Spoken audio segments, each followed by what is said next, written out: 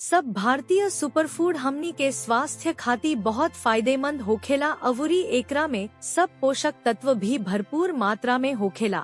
त आई अइसन 5 सुपरफूड के बारे में जानल जाए। अवुरी एकरा के खइला से हमनी के स्वास्थ्य पका असर पड़ेला। काला चना। सबसे पहले काला चना के बात कइल जाव। काला चना में जटिल कार्बोहाइड्रेट होखेला जवन की धीरे धीरे पचेला। अवुरी शरीर के लंबा समय तक ऊर्जा देवेला। एकरा में मौजूद प्रोटीन हमनी के मांसपेशी के मजबूत बनावेला।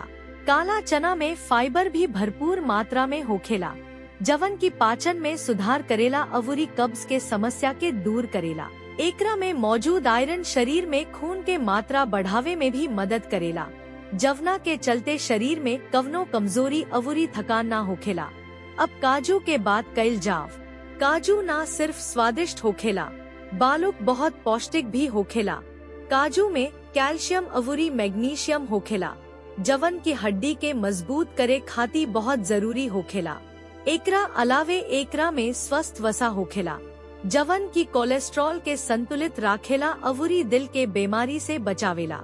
काजू में विटामिन B6 होखेला जवन की दिमाग के कोशिका के पोषण देवेला। अवुरी याददाश्त के तेज करेला। एकरा में मौजूद एंटीऑक्सीडेंट त्वचा के चमकदार बनावेला। अवुरी झुर्री के कम करेला। अब अनार के बारे में समझल जाव। अनार में आयरन होखेला जवन की शरीर में खून के कमी के दूर करेला। अवुरी एनीमिया से बचाव करेला। एकरा अलावे एकरा में विटामिन C अवुरी एंटीऑक्सीडेंट होखेला जवन की शरीर के प्रतिरक्षा के मजबूत करेला।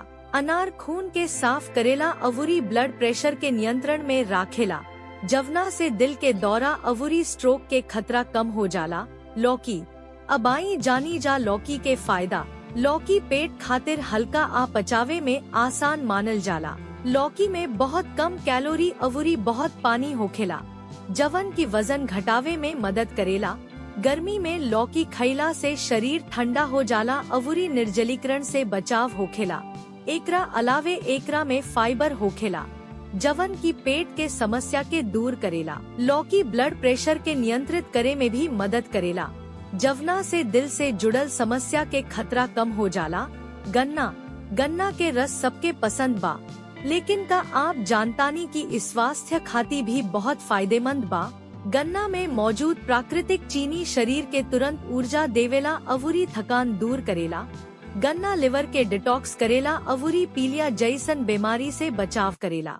गन्ना के रस से पेट के अम्लता कम हो जाला। अवुरी पाचन में सुधार होखेला। एकरा अलावे एकरा में कैल्शियम पोटेशियम अवुरी मैग्नीशियम जैसन खनिज होखेला जवन की हड्डी के मजबूत करेला। अवुरी ऑस्टियोपोरोसिस के रोकेला।